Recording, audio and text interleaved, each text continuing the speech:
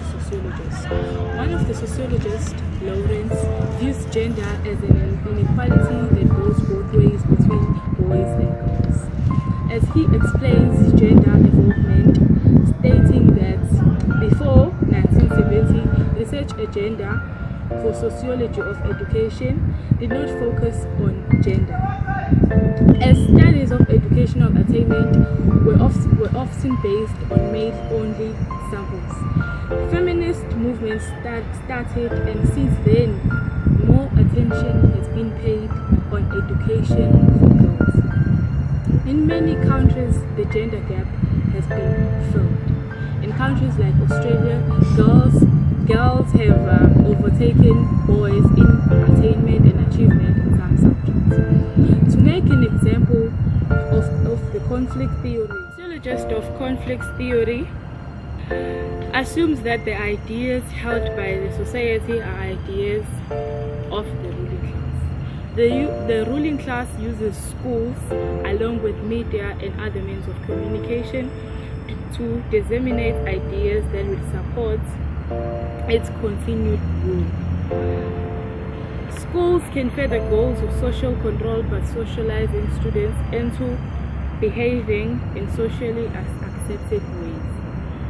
For example, in the picture that is shown in the screen, the teacher is teaching girls netball, and netball in schools is only played by girls, which starts the conflict that only girls can play netball. Continuing on the feminist theory. Feminism is a perspective that views society as traditional unequal between men and women and strives for equality between the two sexes. For example, you might have heard that the fact that women and men on average are not paid equally.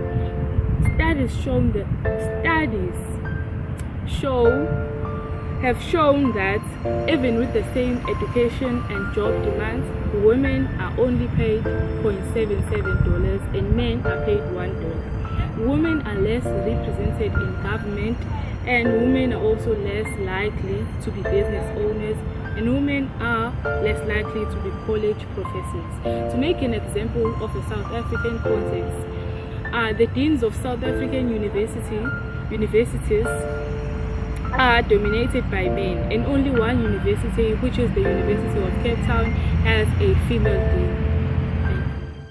Our discussion will be the view or perspective of conflict and functional theories of gender. I will specifically focus on the functionalist view of gender. Functionalists treat gender as a micro issue that is peripheral to other micro issues of social change, economic development, political stability, and even the quality of life. They emphasize on males and females as opposites. They compare and contrast them, and they focus on exploring their differences instead of their commonalities. Functionalist theories also define masculinity as the human norm and sharply contrast female development against the standard based on male anatomy and patriarchal assumptions. An example would be gender inequality and their view of a gender division of labor, which they say is necessary and important for the smooth functioning of the society. The functionalist perspective of gender inequality was mostly articulated in the 1950s and 1940s, and it was largely developed by Talcott Parsons' theory of a nuclear family. Parsons' theory suggests that gender inequalities exist as an efficient way to create a division of labor, or as a social system which particular segments are responsible for certain respective acts of labor. The division of labor works to maximize resources and efficiency. That is what they say. The functionalist view of gender inequalities applies the division of labor to view predefined gender roles as complementary. Basically what they say is women take care of the family while men provide for the family. Therefore, according to functionalist, gender, like other social institutions, Therefore, according to functionalist theories, gender, like other social institutions, contributes to the stability of society as a whole. In contrast to eventualists, according to conflict theory, society is defined by struggling for dominance among social groups that compete for scarce resources. Problems are created when more powerful groups use their power to exploit the group with the less power. In relation to gender, conflict theory view men as the dominant group and women as the subordinate group. For example, men have been regarded as breadwinners or heads of the household. They are expected to provide for their families, while women are expected to sit at home and do the household chores. In other words, women are powerless. They depend on men for attainment of wages. Therefore, when women decide to work, it becomes a problem because now they can gain power in family structure and create more democratic arrangements in the home. Same thing applies in the workplace. Usually men are in power, but when women attain top positions, it creates a lot of problems as most men do not want to take orders from women. They want to control all the time. Even politics are dominated by males. That is why even now in South Africa we do not have a female president, because men are continually seen as the dominant group in the society. Traditionally, men have been given power over women. Culture also plays a role in promoting gender equality. For example, men are allowed to have polygamy, but women are denied such. If, for example, a woman have more than one partner, he or she is labeled or called names. Conflict theory on gender focuses on inequality between men and women. Men are trying to maintain power and women are trying to gain power, which is exactly the cause of conflict. The functionalist theory in relation to gender. The functionalists are criticized because they focus too much on the positive functions that institutions perform, ignoring the negative ways in which institutions and socialization can have on certain people. An example is in schools. They focus on the fact that learners are educated, ignoring that schools can also perpetuate gender inequality. An example is in most South African public schools, females are the ones who are expected to clean up the classrooms, while boys are sitting and doing nothing. This makes them feel superior.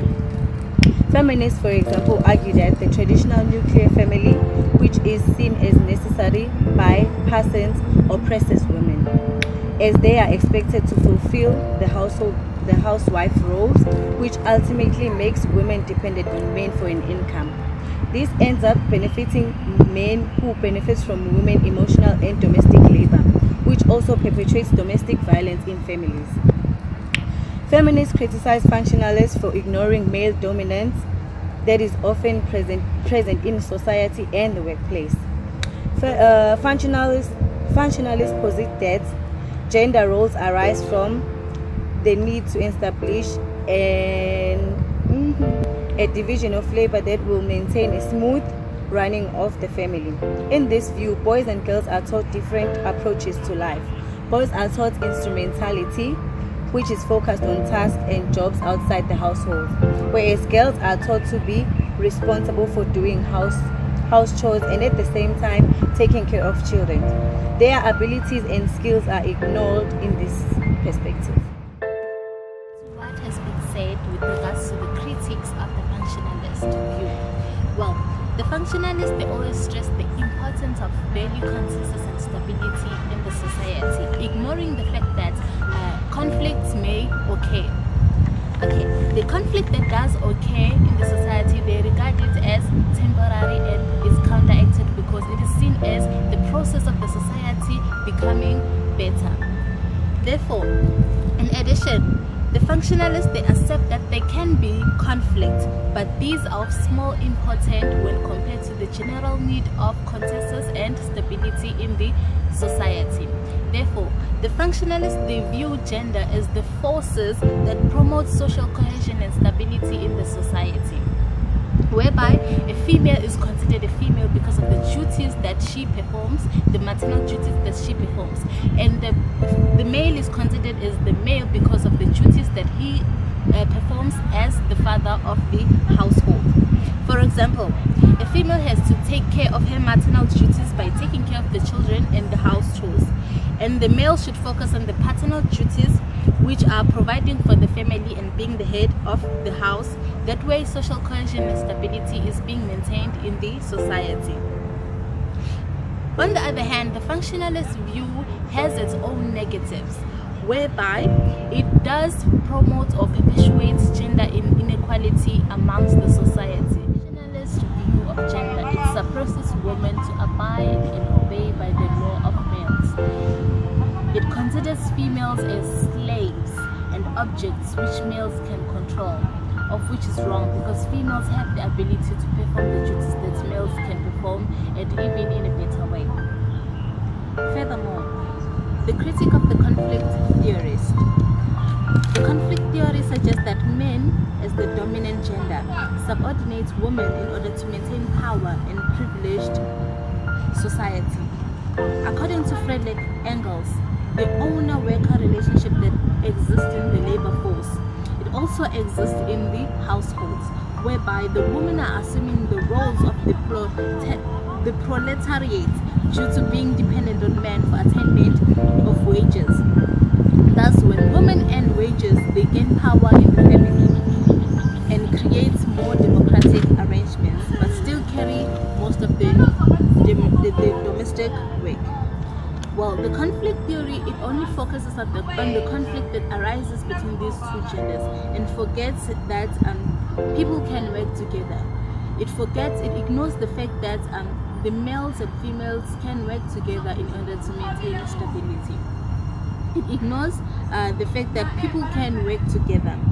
It ignores the fact that females can perform the duties that they perform out of intrinsic enjoyment, meaning that some females can perform household duties out of enjoyment. For example, a mother can decide to be a stay-at-home mom because why? Because she wants to bond with her children instead of going to work, and because the father is working, she believes that the wages that the father obtains or attains are well enough in order to fend for the family. Therefore, she decides to be a stay-at-home mom. But the conflict theorists, they view that as a female is being suppressed in order to be a stay-at-home mom and raise the children. They view that as if the female is being forced to be a stay-at-home mom, whereas it is totally wrong. It also ignores the fact that these two genders are different and they possess different qualities which are interchangeable. If we're saying that they're interchangeable, it means that they come naturally. They are born with these qualities. Therefore, a male cannot perform the duties of a female as well as the female can do, because the male does not possess the qualities that the female does possess, which makes them different. A male cannot take care of the children because he does not have the intrinsic qualities which are motherhood, which are the maternal qualities that the female does possess. Therefore, they cannot perform those duties to the same level. As same as the female, some females do not have much power as the males do. The males can perform duties such as house building, which females cannot do. Those are the qualities that males are born with. They can do that without obtaining degrees. but they can still be able to do that. Whereas a female has to study in order to be able to perform those functions. Therefore, the differences between the females and the males have to be acknowledged in order to make stability amongst the societies. Therefore, the conflict theorist, what it does is that it focuses only on the conflict and forgets the beauties of the qualities that these two genders does indeed possess.